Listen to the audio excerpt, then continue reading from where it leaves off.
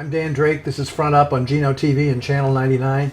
With us today is Melissa Murphy, the Director of Culture and Tourism for the town of Nantucket. Melissa, it's great to have you back. Thank you, Dan. Always happy to be here. You came here just after you took the job. Yeah. And talked a little bit about what your hopes and dreams were for it, if you will. How have they panned out? You know, it's much more dynamic than I could have hoped for. It's a really wonderful position in the town, and I'm so happy to be a part of it. I think that it's a wonderful advocacy role. We have tourism is our main economic engine on the island, and everything that comes next, which is second home ownership, new people moving to the island. All of that creates infrastructure needs and has an impact on so many different things in the public realm. It's a really important role to be a part of and be a voice of for so many different things. So what, was it a good summer? Oh my gosh, it was a great summer. I can say commerce-wise, I think that people had a really good year. Anecdotally, that's what my friend Janet Schulte at the Chamber of Commerce tells me, and some people I know in town. We saw an increase in visitors based on some traffic reports that we've seen, which is nice. Do we have room for any more? In July and August at least? Apparently we do, because we did it.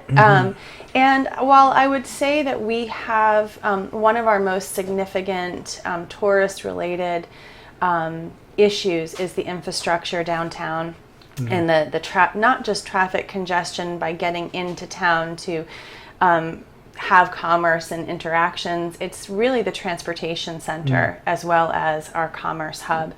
And so they didn't think of that in 1680 or whatever. Yeah. You know, I think that, you know, I just did a little review on the history of tourism on Nantucket, and you know, it was a working waterfront.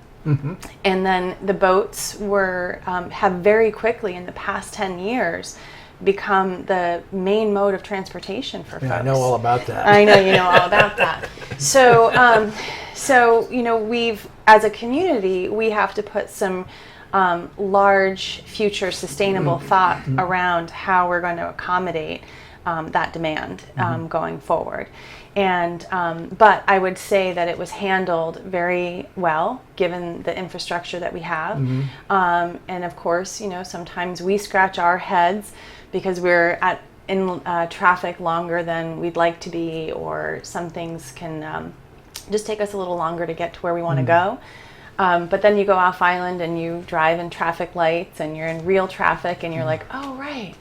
I remember. I like Nantucket better even in August. Now, one of the real estate agents told me that visitors don't expect traffic on Nantucket, so it's a bit of a shock. It's an unfortunate reality we have to live with. But I think, you know, the weather was really helped this year. It was a beautiful weather summer. Unfortunately, that caused a lot of dryness.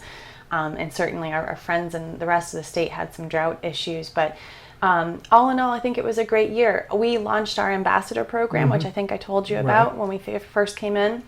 And we had about almost 20 volunteers throughout the summer walking around downtown. And it was a wonderful, wonderful first year of that initiative. The volunteers were happy, which is good news. They worked really well with our information aid staff at 25 Federal Street, the Straight Wharf kiosk.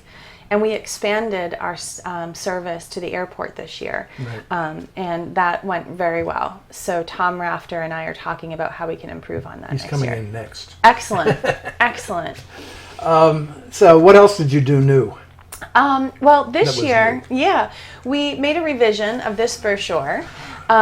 So you may have remembered it as a Nan Etiquette in its first edition, and because that name's a bit of a mouthful, we just simply changed it to Welcome to Nantucket. And it's really a companion guide to a tour guidebook that you might pick up, like the Chamber of Commerce's guidebook. And this really focuses on our, you know, welcome to our town and our community. Let us tell you a little bit about what makes it different. So some tips and suggestions on driving. These are available at the visitors. They sure are, and they're actually available at the High Line and the steamship and at the airport too. So points of entry, we're really trying to capture people, and they're in Hyannis, which is great also. bicycle safety, public beaches, leashing pets, how to get on and off of Nantucket. You may have arrived one way and need to get off another, just some information about that. And this is there's a map on the inside drawn by our friend David Sharp down at Visitor Services. There's the large island map, and I think on the next page is a downtown map. Maybe it's a page before it. And that highlights where public restrooms are, visitor services, and also where you can catch the Wave bus. So folks have found that to be a really helpful addition.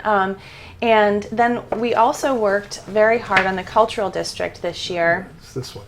I am the co-chair of the Cultural District with Janet Schulte. It's made up of a steering committee of about 13 representatives of different island organizations.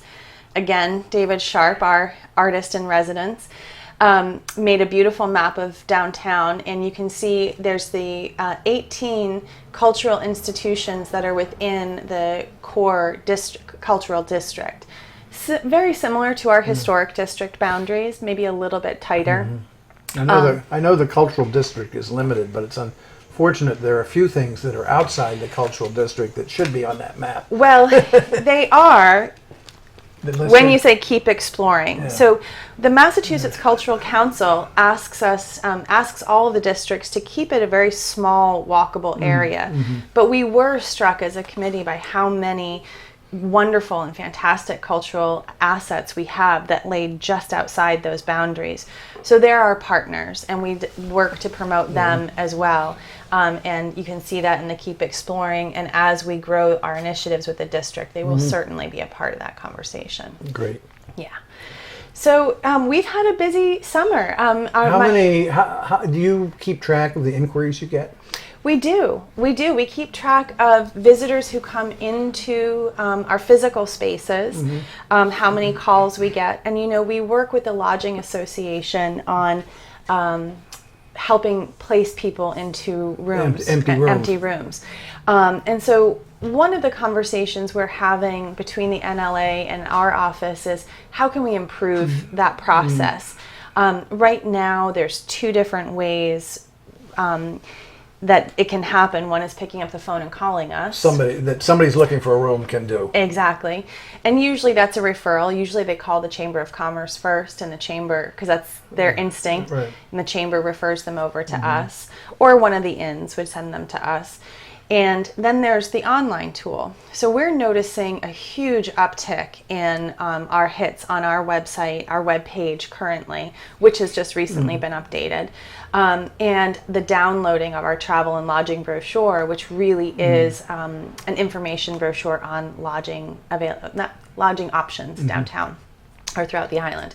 And so the NLA also has a website that has an aggregator that you could plug in what dates you're coming, and it will tell you what's available. It's an imperfect science from both ways. Because they get their information by phone call, don't they? No, they're pulling it. It's actually a software that sends little robots out and pulls the information together. But if you're not a participating hotel, either because you don't want to be or because your software is not compatible, then you're not on the list. And some people choose to call us who are not on the list, and so our lists don't often match. So one of our strategic plans for this coming year is to see if we can narrow that gap of misinformation and create one central place that we know is about 95% accurate in terms of availability, and that people can access on devices, mobile devices, because that's really how travelers are getting their information now. Is there a shortage of rooms on Nantucket? No, there's about 1,000 available rooms. But the number is way down from what it used to be. Is it? Yeah. We did not notice, we actually noticed a decline in calls for those requests. But like I said, we did notice an uptick in the downloading of the brochures for information. So I think these are the kinds of questions the Lodging Association and our office have to really vet together. But we've had some meetings with their executive board, and I'm excited for what might come next. Yeah, I believe as a lot of the B&Bs in town have been converted into private houses, the number of rooms has contracted significantly. Yes. So we are also keeping our eye on what's familiarly known as the Airbnb market. It's the Uber of my next question. The Uber of hotel booking, and one of the downsides for us is that we're not capturing room occupancy tax on those short-term leases. So we're keeping an eye on, as best we can, trying to figure out as a community how we can even track what that impact might be. At the state level, I know that there's conversation in state legislation on the room occupancy tax, as well as regulations, health regulations, to make sure, health and safety regulations, that currently those rental units don't have to abide by. So there's large conversations happening, and my recommendation to town administration was to let's follow the state's lead. This actually comes as a recommendation from the Cape Cod Chamber of Commerce. Let's follow that conversation with the state legislature before we try any home rule petitions here to capture that. Interesting. Yeah. So what else have you got on your platter now for an agenda? What's your agenda going forward? What do you want to do this winter to get ready for next summer? Yeah, so we're talking about making some small improvements on our 4th of July activities, perhaps expanding those, as well as our Children's Beach activities. We will be building a new website for the department. Instead of just a web page as part of the town's website, we're going to build our own. So you can go to visitnantucketisland.org. Currently, you'll go to our page, but eventually that will show you our larger website. And we have, I have a wonderful trip that I can't seem to get beyond right now. Tell us about it. At the end of this month, I am going to be traveling to Busan in South Korea. My good friend Bill Tramposh over at the NHA could not attend, so he passed the invitation over to me, and I will be speaking on Nantucket's cultural economy and transition from whaling industry to tourism at an international symposium in Busan. So I'm very excited about that. Is this at the taxpayer's expense? Actually, it is not. The Hung Korea Foundation is paying for my accommodations and my flight and my meals. That's great. And I will only be on the ground in Busan for 2.5 days. So you're part of the ambassador program too. Yes, I sure am. I will be representing Nantucket in South Korea. That's great. Well, you've done a great job. I'd like to change the subject for a minute. Sure. Because you're also a member of the school board. Yes, I am. And the schools have been in the news a little bit lately because of the decision for the community school to reopen Wee Whalers, the preschool daycare combination. Yes. You said the school board was consulted on that and approved it. Is this a precursor of things to come? Dan, I really think it is. When we talked about the initial designs of the intermediary school that's now being built and hopefully will be that online. Hulk on the Hulk on Surfside Road. The existing elementary school will have capacity should the state require universal pre-K education for all students. So this is something that we've been talking about and making physical plans for in the future. Of course, we don't have the space ready today.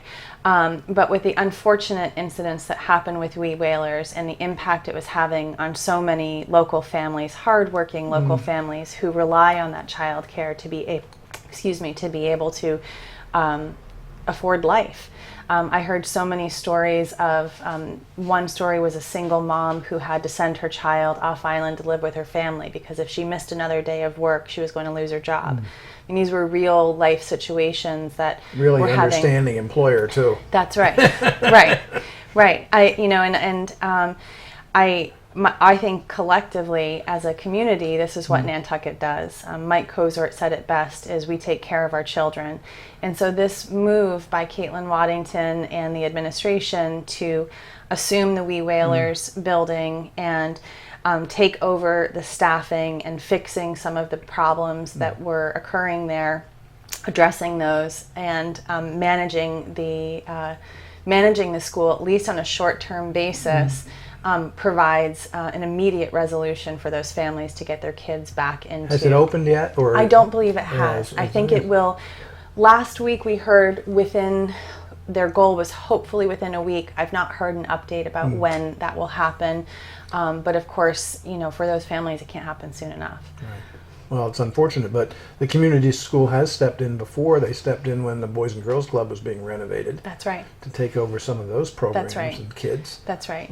And it really is the mission of that community school. I mean, if we look back at why it was developed to be a resource for the town, that's exactly what we would hope it would do. And I'm really grateful to the administration, to Caitlin, for really working quite hard with the Department of Ed to make this happen. I'm sure it has not been easy. No, I know it was yeoman's work. Melissa Murphy, thank you so much. Thank you, Dan. Wearing both your hats. It's always good to catch up. Yeah, it's great to be with you. you. Have a great trip. Thank you so much.